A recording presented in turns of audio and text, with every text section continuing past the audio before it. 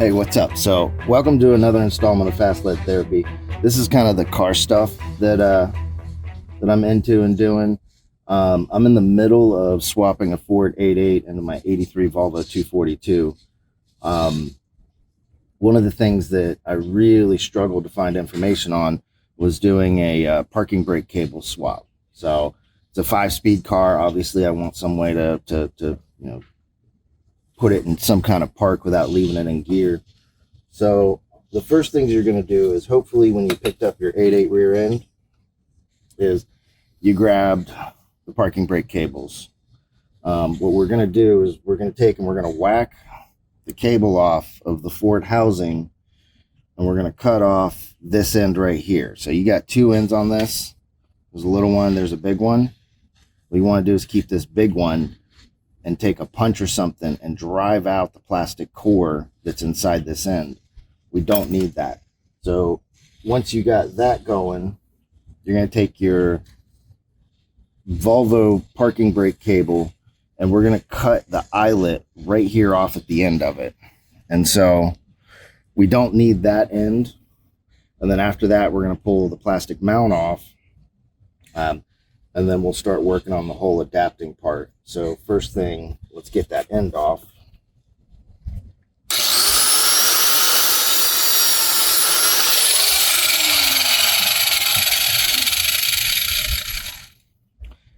To take this piece off, all you're going to do is just go ahead and slide this rubber sleeve that's on here back. And then this is staked in place with like one little heat stake. The other side came off pretty easily. 3 hours later. That was way more effort than what the other side was. The last side just twisted right off. I didn't have to do any cutting or fighting with it.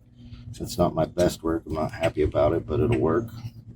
So one of the things we're going to want to do, we're going to go ahead and we're just going to cut, I don't know, about 1/2 inch, maybe a little more, the sheathing.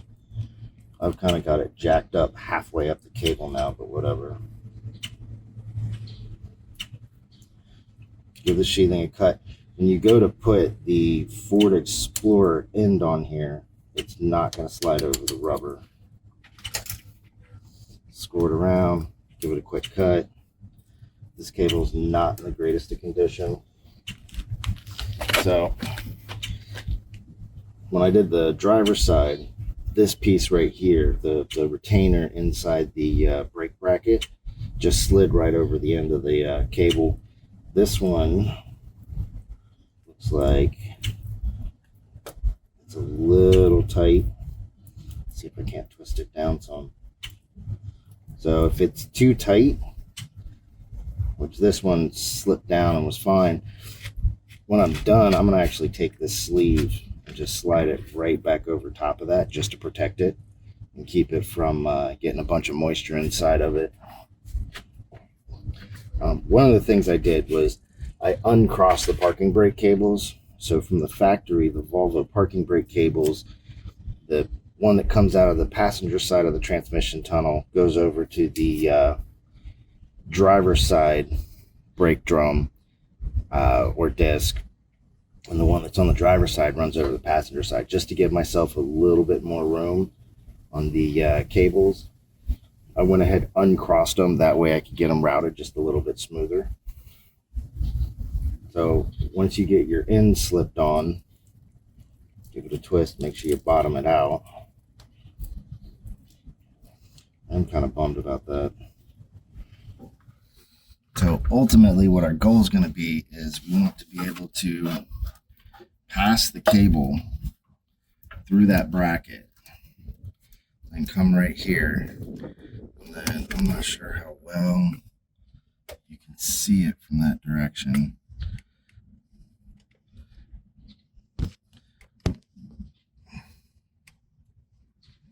But on the 8.8 rear end, your parking brake lever is right here. And so that guy right there, yeah, you can see that. What we want to do is attach this cable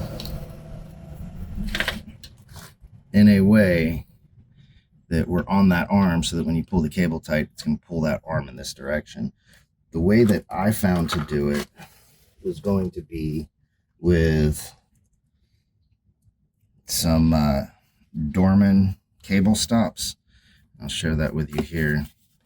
So some Dorman cable stops, and I'll put a link in the description below, but that part number and what it's going to look like is something like this. So we've got a brass barrel with a hole drilled through it.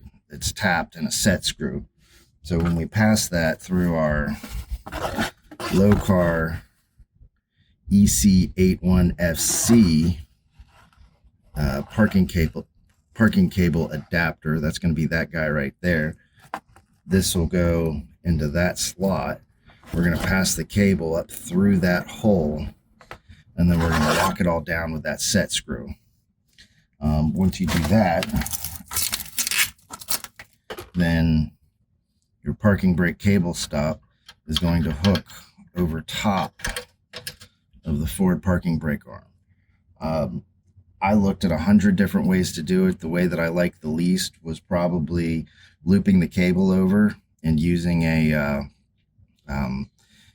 cable clamps, the little U-bolt things that you slide over the cable, put a backing plate on, and then tighten up the nuts. I didn't like that only because that looks like a wicked wear point. I'm not a huge fan of these cable stops, only because I'm kind of worried about pulling the cable through. But we'll see what happens. If nothing else, and what I'll end up doing is probably taking my TIG welder and just putting a spot weld to keep it from pulling through. So now that you've got your cable inside the bracket for it, that's that guy right there. I don't have it pushed in all the way into the housing, only because it uses 3 little fingers that kind of flip out and lock down from the backside. I want to be able to take this in and out right now. But the next thing we're going to have to do is we're going to have to actually trim this cable down. On the passenger side, I started out at like 2 7/8. If you put a little tension on here, get it pulled out.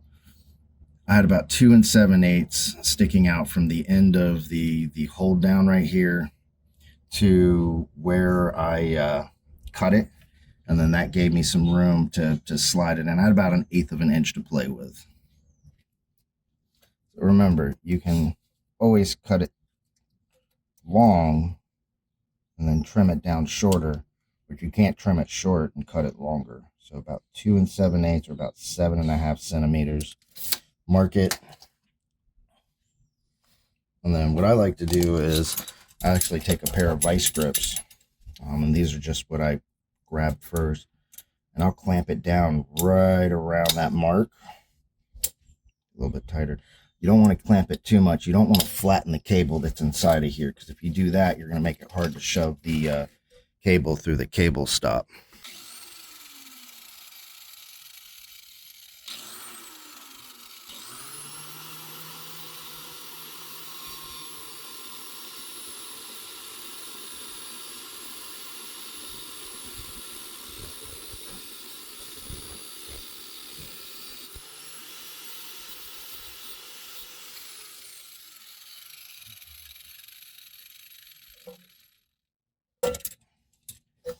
So now that you got your cable trimmed down, there's this plastic sheathing that's on the outside of the cable.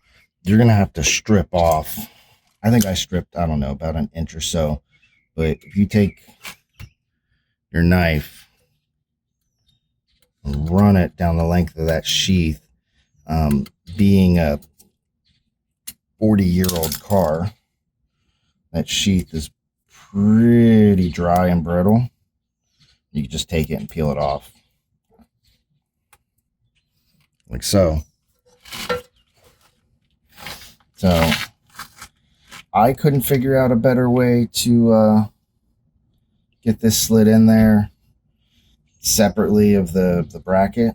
So what I found was just test fit real quick. Obviously I got a little bit of melted plastic on the end. It should slide right in. You could open the cable stop up a little bit if you wanted to. There we go. You could drill this out a little bit so you didn't have to cut the sheathing on it. I didn't really find that to be necessary. So what I did instead was slid the cable stop inside my parking brake clevis, and lined up the holes and just passed them through at the same time. And so I can get a little bit more out of there if I want. But once you do that, now you should end up with a cable that looks something like this. You'll tighten your set screw down and pop it into the bracket, hook that over top of the parking brake levers, and then that's it. You're good to go. Couple of things that I ran into. One, I thought about using some JB Quick Stick on the end of these to maybe lock them in place. I don't think it's necessary, only because there's going to be so much tension on this anyways. It's going to be pulling the cable into the housing rather than having to worry about it. Pay attention to the way you route your cables, only because you want to keep them free from the drive shaft. You don't want to tie them to anything that's moving. Obviously the axle moves. I haven't quite figured out where I'm going to put mine yet. I think what I'm going to do is just use a couple of P-clips underneath the body and find a couple of bolt holes, and I'll just P-clamp them out of the way. But that's it. If you're wanting to put a Ford 8.8 in your Volvo 240, 242, 245, 244, whatever, that's probably the easiest way that I found to do it. And this method can probably be used for most other vehicles that you'd swap one in. Otherwise, thanks for joining me at Fast Lead Therapy. If you're looking for those low car parking brake clevis kits, you're not going to find it any cheaper. I got mine off of Amazon for like $56. Your Dorman cable stops come in a 6-pack. You only need 2 of them, but they were like $4. I'll throw them in the parts bin, and maybe one day I'll use them for something. But thanks for joining me. If you enjoyed the video, give it a like. If you didn't, give it a dislike. Follow me for more content. I'm going to try to get some more car stuff out there and less drunken gun rants. But have a great day. Thanks for watching.